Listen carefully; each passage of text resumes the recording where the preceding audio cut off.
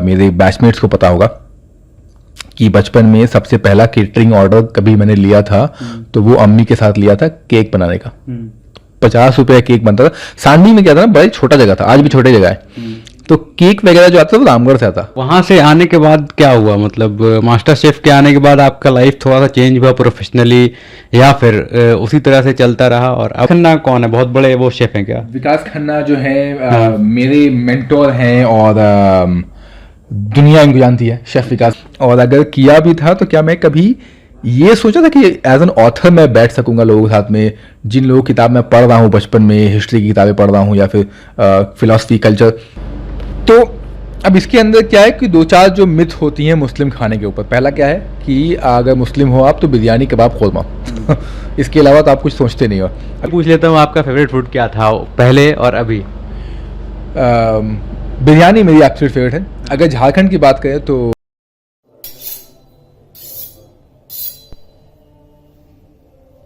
जोहार हजारीबाग, मैं फैज अनवर, आप देख रहे हैं एचबी लाइव।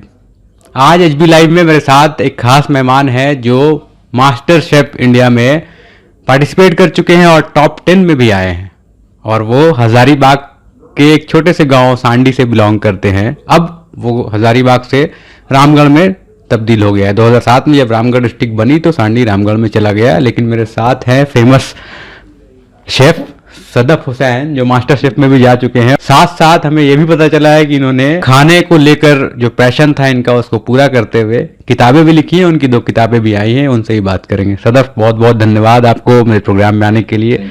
आप बताइए पहले तो लोगों को मास्टर शेफ में कैसे गए, और अपना जो लाइफ था सांडी से कहाँ से पढ़ाई किया और किस कॉलेज से पढ़ाई की, उसके बाद अभी क्या कर रहे हैं? तो सांडी में डीएवी स्कूल एक हुआ करता, अगस्तिन डीएवी स्कूल, जो कि मेरे घर से 5 मिनट होगा रफली, उतने दूर था। तो वहाँ पे पढ़ाई की 10th तक।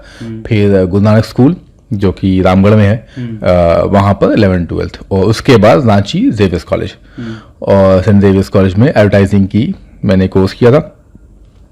तो ये छोटा सा कहानी रामगढ़। उसके बाद फिर एडवर्टाइजिंग के बाद कभी सोचा था कि आप मास्टर शेफ में जाएंगे, या पहले से शौक था आपको बनाने का? खाने का शौक तो था, खाने का शौक और खाने बनाने का शौक जो है बचपन से ही काफी था। लेकिन जब दिल्ली आया तो काम कर रहा था, और अचानक से हुआ, एक बार दोस्त ने बोला कि यार तुम मास्टर शेफ पे क्यों नहीं जाते हो, वहां ट्राई करो एक बारी कि देखो आखिर वहां पर। तो ऐसे ठीक है चलो, मतलब ज्यादा से ज्यादा क्या जाएगा, 1 दिन की छुट्टी, और अगर मेरा सिलेक्शन हो गया तो लाइफ चेंज हो सकती है, और जिसका शौक था बचपन से उसमें काम करने का मौका मिलेगा। तो मैंने 2016 में रमज़ान का ही महीना था जब मैंने ऑडिशन दे दिया, और उसके बाद सब हिस्ट्री है। फिर मास्टर शेफ में जाने का मौका मिला, वहाँ पे कंप्लीट किया। 8 या 7 कंटेस्टेंट था, जो मैं घर आया, एलिमिनेट हुआ था। लेकिन उस दिन के बाद से एक जिद, एक जुनून सा आ गया कि यार मैं निकल कैसे गया। तो वहाँ से आने के बाद क्या हुआ, मतलब मास्टर शेफ के आने के बाद आपका लाइफ थोड़ा सा चेंज हुआ प्रोफेशनली, या फिर उसी तरह से चलता रहा, और अब अभी जो पहुंच गए हैं किस स्टेज पे आ गए? नहीं, बहुत कुछ चेंज हुआ। उससे पहले तो मास्टर शेफ से पहले मैं सोशल सेक्टर में काम करता था, थिंक टैंक में, इकोनॉमिक स्पेस में मैं काम कर रहा था। तो अब जब मास्टर शेफ से बाहर आ गया तो ध्यान आया कि यार अब तो 2 स्किल्स हो गई हैं। एक तो इकोनॉमिक्स की स्किल है ही, जो मैं कर रहा था, जहाँ से जो हर दिन चल रहा था। अब लेकिन खाने का भी है, और काफ़ी लोग अब मुझको जो है खाने को लेके जान रहे हैं। तो अब क्या किया जाए, तो ये जो डायलेमा कन्फ्यूजन सा था, तो मैंने कहा चलो ठीक है, दोनों को ट्राई करते हैं। तो डबल हैटिंग कर रहे, इसको भी कर रहा हूँ उसको भी कर रहा हूँ। लेकिन फिर एक वक्त वो आया जब मैंने बोला यार पूरी ईमानदारी से मैं खाने को तरफ अपने आप को झोंक देता हूँ। तो मैंने पूरी ईमानदारी से खाने में खुद को झोंक दिया, और 2018 के आसपास ही अचानक से मुझे ध्यान आया कि यार लोग खाना तो अच्छा बना लेते हैं, कई सारे लोग हैं, हमारे घर वाले हो गए, मम्मी पापा जो भी खाना बनाते हैं, बावर्ची हैं, खानसामे हैं, कुक्स हैं, शेफ, सब बना लेते हैं। एक मसला है कि खाने के बारे में बातें कोई नहीं करता है उतनी, किस्से, कहानियाँ, डॉक्यूमेंटेशन, नरेशन, स्टोरी टेलिंग, ये सब ना थोड़ा मिसिंग है। तो इसको, अब मुझे बातें करने का शौक है, मुझे लिखने का शौक है, कहानी सुनने और सुनाने का शौक है। तो मैंने बोला यार चलो, तो लाइफ थोड़ा एक और स्टेप आगे बढ़ाया जाए कि चलो मैंने खाना तो बना लिया है, मुझे लोग जानते हैं मेरे खाने के लिए, अब मैं उन्हीं लोगों को बताना चाहता हूँ कि मेरी स्टोरी टेलिंग का पैशन और एक कल्चरल एस्पेक्ट को, कि किस तरीके से एक कस्बे के लोग, एक रिलीजन के लोग, एक रीजन के लोग खाना खाया करते थे और खाना खाया करते हैं। तो उस पर आपने पूरी किताब लिख दी? उस पर मैंने पूरी किताब लिख दी। तो ये क्या, आप जो किताब यहाँ पे दिख रही है आपकी, सदफ हुसैन लिखा हुआ है, हाँ। और दास्ताने दस्तरखान, बिल्कुल। Stories and recipes from Muslim kitchens, forward में विकास खन्ना कौन है? बहुत बड़े वो शेफ हैं क्या? विकास खन्ना जो है मेरे मेंटोर हैं और दुनिया इनको जानती है, शेफ विकास खन्ना मिशेलिन स्टार शेफ हैं, एक अमृतसर से निकले थे और आज दुनिया भर में अपना नाम कमाया है। और विकास खन्ना जो है मास्टर शेफ के एक जज भी हुआ करते हैं। तो जब मैंने किताब उनसे फॉरवर्ड लिखाने का मकसद एक था, जब मेरा एलिमिनेशन हुआ था तो शेफ ने बोला था कि सदफ तुम निकल तो रहे हो, लेकिन तुम्हारे रेस्टोरेंट में आके मैं खाना चाहूंगा। हाँ, ये किताब के बारे में मैं तो पूछूंगा ही, इसके पहले थोड़ा सा और पीछे जाते हैं, किताब में क्या है वो भी जानेंगे। थोड़ा सा ये जानना चाहूंगा कि जब कॉलेज टाइम में थे या फिर घर पे रहते थे, तो कभी सोचा था ऐसा कि आप मास्टर शेफ में एक दिन जाएंगे और मतलब इस लाइन पे आएंगे और आपकी एक किताब भी निकलेगी? उस टाइम पे जब आपने एकदम ऐसा ही कहीं पे खाना बनाया होगा, तो उस टाइम में क्या था? बिल्कुल भी नहीं। इनफैक्ट सबसे पहले मुझे जो अभी भी याद है कि स्कूल में, डीएवी स्कूल में, और जो लोग डीएवी स्कूल से अगर आज भी देख रहे हैं, अगर सेंट डीएवी स्कूल से, टीचर्स को पता होगा और मेरे बैचमेट्स को पता होगा कि बचपन में सबसे पहला केटरिंग ऑर्डर कभी मैंने लिया था तो वो अम्मी के साथ लिया था केक बनाने का। 50 रुपये केक बनता था। सांडी में क्या था ना, बड़ा छोटा जगह था, आज भी छोटी जगह है, तो केक वगैरह जो आता था वो रामगढ़ से आता, रामगढ़ टाउन, तो ना दूर कौन जाए, उसके बाद इतना महंगा भी मिलता था। तो अम्मी काफ़ी अच्छा केक बनाया करती थी। इनफैक्ट आई थिंक घर में आज जो केक हम बनाते हैं, वो जो सीखा है, जो या पैशन जो है केक बनाने का, उनसे ही सीखा था। तो अम्मी ने बोला क्या, अम्मी बनाती थी केक मेरे बर्थडे पे, भाई के बर्थडे पे, खुद के बर्थडे पे, साल में हैप्पी न्यू ईयर, तो पप्पा का बर्थडे, तो साल में 5 बार केक बनता था। तो मैंने एक बार अपने कॉलेज स्कूल में बोला कि रामगढ़ जाके क्यों केक लेके आना, इतना पैसा क्यों खर्च करना, एक काम करो मेरे घर में बनता है, तुम मम्मी को बोल दो, मैं मम्मी बना के दे देंगे। तो मुझे आज भी याद है 50 रुपये लेते थे उसका, बस लागत हुई 30 से 40 रुपये। और क्योंकि ऐसा नहीं था कि हाँ इसका बिजनेस बनाना है, एक बस पैशन बना रहा है। मम्मी का भी थोड़ा सा बिजी हो गया, 10-5 रुपये एक्स्ट्रा उनको मिल गया, तो 30 रुपये बनता था वो, और स्कूल में 50 रुपये का वो मैं बेचता था, 20 रुपये का अपना प्रॉफिट। और ये चिल्ड्रन डे और टीचर्स डे पे घर पे जो केक हम बनाते थे वही स्कूल जाता था। तो 2 से 4 केक जो है, तो अगर मान लीजिए कि 4 केक गया है तो 200 रुपये मिल गया, मतलब उसमें 60 रुपये का मुनाफा आ गया, 60-70-80 रुपये का मुनाफा आ गया। तो इस तरीके से तो मतलब उस टाइम से ये स्टार्ट हो गया था वो, कि कैसे मतलब बनाना है और लोगों तक पहुंचाना है। लेकिन ये कभी सोचा था कि वो मार्केट इतना बड़ा हो जाएगा आज, कि आजकल लोग घर से केक ऑर्डर करते हैं और बन के फिर जाता है। शेफ लोग का जो डिमांड है वो अब इस तरह से भी तो वो करता है कि अपने हिसाब से वो केक बनाते हैं नया टाइप का, और वो ऑनलाइन भी बेच देते हैं। तो होता है। मेरे को पर्सनली बताओ तो मैंने कभी नहीं सोचा था। अक्सर मैं ये बातें बोलता हूँ लोगों की, छोटे शहर से जब लोग आते हैं तो उनकी सोच जो है, सोच क्या मतलब डेफिनेशन जो होती है ना, वो ज़्यादा ऊपर नहीं जाती है। छोटी चीज़ें होती हैं कि अच्छा अगर मान लिया गाड़ी चाहिए तो मैं वैगनार में खुश हूँ, गाड़ी है मेरे पास, मैं जैगुआर नहीं सोचूंगा। तो मेरे पास तो उस टाइप की खुशियाँ थी कि यार, और ये जो ड्रीम्स है ना, ये सिंपल होती थी कि ऐसे कॉम्प्लिकेट नहीं थी कि हाँ मुझे ये करना वो करना। चांद पे नहीं था, थोड़ा सा आगे चले जाओ उसी में खुशी मिलती थी। तो कभी मैंने ये नहीं सोचा था कि हाँ मास्टर शेफ पे आऊँगा, टीवी पे आऊँगा, किताब लिखूंगा। अच्छा उस टाइम पर अगेन छोटा शहर, छोटा गांव, तो अंग्रेजी भी ऐसी कुछ खास मतलब तोड़ जिसको बोलते हैं कि हाँ मतलब बहुत अच्छी अंग्रेजी थी उस टाइम पर। तो बचपन तो बिल्कुल भी याद थी, हमने तो अंग्रेजी भी हिंदी पढ़ी है। तो ये दिल्ली आया, थोड़ा लोगों से मिलना जुलना स्टार्ट हुआ, तो थोड़ा, लेकिन जब किताब भी आई तो भी आज भी मैं जब सोचता हूँ कि बस ये क्वेश्चन मैं खुद से ही पूछता हूँ कि क्या मैंने कभी सोचा था जब मैं पढ़ता था, क्या कभी मैंने इतनी शिद्दत से पढ़ाई की थी? मैंने नहीं की थी। और अगर किया भी था तो क्या मैं कभी ये सोचा था कि एज एन ऑथर मैं बैठ सकूंगा लोगों के साथ में, जिन लोगों की किताब मैं पढ़ रहा हूँ बचपन में, हिस्ट्री की किताबें पढ़ रहा हूँ या फिर फिलॉसफी कल्चर, उसी सेम कम्युनिटी में का पार्ट मैं एक बन जाऊंगा कि हाँ मैं भी आज एक ऑथर हूँ। बिल्कुल, आपका नाम सदफ हुसैन लिखा रहेगा। तो इस किताब के बारे में दास्ताने दस्तरखान जो है क्या है एक्चुअली में? तो अब इसके अंदर क्या है कि दो चार जो मिथ होती हैं मुस्लिम खाने के ऊपर। पहला क्या है कि अगर मुस्लिम हो आप तो बिरयानी, कबाब, ख़ुरमा इसके अलावा तो आप कुछ सोचते नहीं हो। अब इस किताब में बिरयानी का जिक्र कहीं नहीं है। इस किताब में कबाब का जिक्र है, लाइक बिहारी कबाब, जो कि पॉपुलर नहीं है।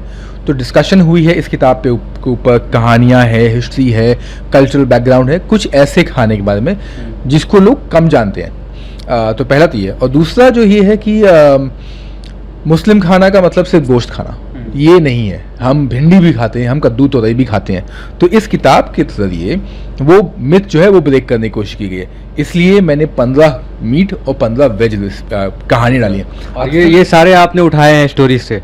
सारे के सारे स्टोरीज हैं, सारे के सारे हिस्टोरिकली कहाँ से इसका रेलेवेंस है। तो अगर बिहारी कबाब बात करें तो बिहारी कबाब झारखंड बिहार में कैसे फेमस है, शेर शाह सूरी के टाइम से किस तरीके से फेमस हुआ, मुगलों ने नहीं लाया, इस बारे में इसके ऊपर अच्छे से कहानियों का जिक्र किया गया है। तो ये बताइए, ऐसी कोई और बुक है मतलब इस तरह की जो कहानियाँ जो 30 रेसिपी के बारे में एकदम अलग अलग जगहों से लेके आता है, ऐसी कोई और बुक है? तो पहला इस तरह का है, ये पहला है आई वुड से, क्योंकि काफ़ी सारी किताबें हैं जिसमें कि आपको लखनवी किचन है या फिर अवधी किचन, दिल्ली के मुस्लिम क्या खाते हैं उसके ऊपर है। लेकिन मुस्लिम्स एज अ हिंदुस्तानी मुस्लिम क्या खाता है, अलग अलग जगहों का, बम्बई का या फिर चेन्नई का, केरला का, झारखंड बिहार का, उसके ऊपर मेरे ख्याल से ये सिर्फ एक किताब है। और मेरी एक छोटी कोशिश थी कि लोगों को बताया जा सके कि मुस्लिम्स इन जनरल क्या खाते हैं इन 30 डिशेस के थ्रू। बिल्कुल बिल्कुल। तो एक और आपने भी इसके बाद भी किताब लिख रहे हैं, और क्या जो मास्टर शेफ में वापस आए हैं तो फिर कहीं कंपटीशन में गए कि नहीं गए, या फिर क्या प्लान? तो अभी कुछ दिन पहले ना एक चैनल पे आया था मैं, उसमें एक कंपटीशन था जहाँ पे मुझे रॉयल डिश बनाना था। तो क्योंकि मेरा इंटरेस्ट है हेरिटेज खाने पे, लॉस्ट रेसिपीज़ को ढूंढने में, तो उसी के ऊपर ये था। और जब मैंने डिशेस बनाया 3-4 जगहों का मिला के एक वन डिश, और जजेस खिलाया, जज में विक्की रत्नानी थे और गौरव गेदा थे। दे लव्ड इट, उनको तो इतना मजा आया कि वो कॉम्पिटिशन मैं जीत गया था। And I was super excited कि मैं पहली बार ही कुछ जीता हूँ। तो वो एक था जो अभी रिसेंटली हुआ है। मतलब वहाँ से आने के बाद काफ़ी कुछ गेन किया आपने? काफ़ी कुछ गेन हुआ है, काफ़ी कुछ। आज जो लोग मुझे खाने के बारे में जानते हैं वो इसीलिए जानते हैं क्योंकि मास्टर शेफ एक प्लेटफॉर्म दिया। उसके बाद मैंने खुद को डिस्कवर किया। अभी फ़िलहाल के लिए किताब है, इसके बाद अभी एक और मैं किताब पे काम कर रहा हूँ जो कि हिंदुस्तान, पाकिस्तान, बांग्लादेश के पार्टीशन के ऊपर है। और फूड मेमोरी लोगों की, जब पार्टीशन हो गया, जब सरहद क्रॉस कर गए, तब उनका खाना, कल्चर, तहजीब किस तरीके से चेंज हुआ, उसके ऊपर इंशाल्लाह अगले साल किताब आ जानी चाहिए। मतलब बहुत रिसर्च करना पड़ता है, टाइम लगता है, लोगों से बातें करनी पड़ रही है। इस अगले बुक के लिए तो ज़्यादा ही टाइम लगानी पड़ रही है। तो देखिए, सांडी से एक लड़का जो है निकलता है, जेवियर कॉलेज पढ़ाई करने के लिए जाता है, उसके बाद फिर दिल्ली आके अपने सपनों को ढूंढता है। साथ में मास्टर शेफ में जाने के बाद आंखें खुलती है, उसके बाद इसी लाइन में, फूडिंग लाइन में जाते हैं और फिर किताबें भी लिखना शुरू करते हैं, और अच्छी किताबें लिख रहे हैं। मैंने तो पढ़ी भी है इनकी किताबें, आधा पढ़ चुका हूँ और आधा आप भी पढ़िएगा तो समझिए कितनी अलग है ये किताबें। चलिए, जाते जाते मैं आपसे ही पूछ लेता हूँ, आपका फेवरेट फूड क्या था पहले और अभी? बिरयानी मेरी एब्सोल्यूट फेवरेट है। अगर झारखंड की बात करें तो मुझे आज 2 तो मेरे एब्सोल्यूट फेवरेट हैं। एक तो झारखंड का जो ढुसका होता है वो दिल्ली में नहीं मिलता है, तो मैं अक्सर मिस करता हूँ उस चीज़ को। ढुसका बर्रा, हाँ। लिट्टी विट्टी की बात नहीं हो, लिट्टी सबको पता है, बिहार झारखंड दोनों को फेमस है, लेकिन बात नहीं हो, ढुसका बर्रा मैं आज भी मिस करता हूँ, दिल्ली में नहीं मिलता है। और स्ट्रीट फूड क्या पसंद है आपको? जैसे ऐसे जो रोड में चलते हुए कुछ मिल गया, सबसे अच्छा क्या लगता है? गुपचुप काफ़ी पसंद है। हाइजेनिक नहीं होता है वो तो ज़्यादा थोड़ी। आप इतना कुछ खा लेते हो, हाइजीन के बारे में आप बाद में बात करते हैं। मुझे गुपचुप से इतना प्यार, या फिर पानी पूरी गोलगप्पा इसको बोलते हैं, इतना प्यार है कि अगर आप वो ठेला जो है अगर कूड़े के ऊपर नहीं खड़ा हुआ है ना, तो ही मैं नहीं खाऊंगा। अच्छा, ये बताइए, आप लोग तो काफ़ी काम कर रहे हैं, मतलब फूड से जुड़े हुए भी हैं, किताबें भी लिख रहे हैं और मास्टर शेफ में भी जा चुके हैं। क्या आप देख के बता सकते हैं लोगों की वो फूडी है नहीं है? ये आजकल सब लोग फूडी है। तो जिसको देखो बोलता है मैं फूडी। तो क्या एक्चुअली फूडी का मतलब क्या होता है? फूडी का मतलब सब लोग फूडी बोलता है खुद को, मैं फूडी हूँ। अगर आप फूडी हैं मतलब आप खाना पसंद है, खाने के शौकीन हैं आप। तो सब तो शौकीन है, लेकिन सभी शौकीन है। कुछ लोग होते हैं जो बोलते हैं हाँ ठीक है। फूडी क्या है? ये जो कंसेप्ट है, ये फूडी जो है ना, काफी पुराना इंग्लिश टर्म है जिसको कि इंस्टाग्राम ने पॉपुलर कर दिया है। आज की डेट में करीब से करीब 12 से 15 मिलियन हैशटैग्स हैं इंस्टाग्राम पे।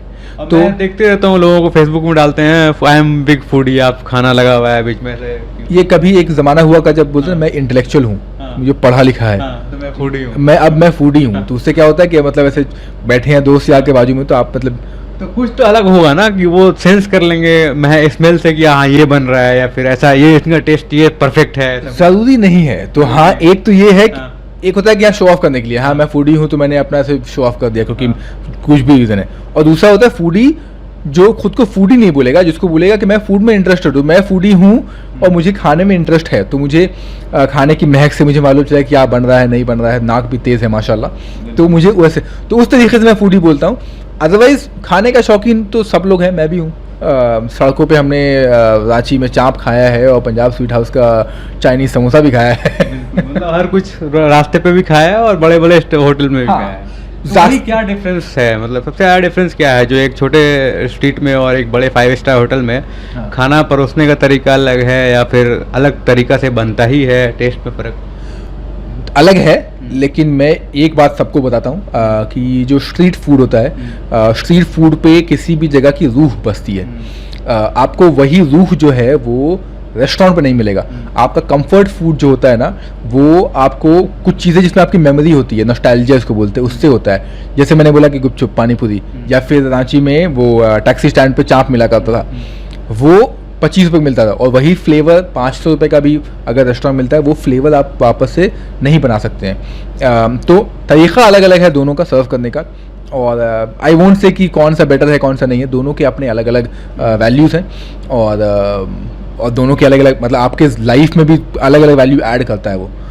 तो बिल्कुल, तो यही था, हम लोग आज बात कर रहे थे स्पेशल प्रोग्राम में फूड लवर्स के लिए भी और ऐसे आम लोगों के लिए भी, क्योंकि अब ये फूड लवर्स से ज़्यादा ऑथर्स लोग के लिए भी ये इंटरव्यू था, क्योंकि अब बुक फूड के साथ साथ आप किताबें भी लिख रहे हैं, तो ये दोनों कॉम्बिनेशन जो है बहुत कम होता है। जनरली बड़े बड़े शेफ़ लिखना शुरू कर दिए हैं, लेकिन सदफ का जो एक्सपीरियंस है वो बिल्कुल अलग है और ये किताब बहुत ही अलग है। आगे जाके उम्मीद है कि जिस पे आप काम कर रहे हैं आप कामयाबी मिले और लोगों के सामने एक नया चीज़ प्रस्तुत करें। यंग हैं तो काफ़ी सारे जो किताब जिन्होंने लिखी है वो थोड़े से उम्र दराज में, और मैं थोड़ा सा उसी को ब्रेक कर रहा हूँ कि जो यंग लोग हैं वो लोग भी ना सीरियस है चीज़ों को लेके, तो वो लोग भी किताब लिख सकते हैं जितना उम्र दराज लोग लिख सकते हैं। बिल्कुल, देखिए एक्सपीरियंस धीरे धीरे इनको कितना हो चुका है, अभी इनकी किताबों में झलकेगा और आगे जो किताब आ रहा है उसमें और ज़्यादा झलकेगा। बहुत बहुत धन्यवाद। मैं फैज़ अनवर, HB लाइव से।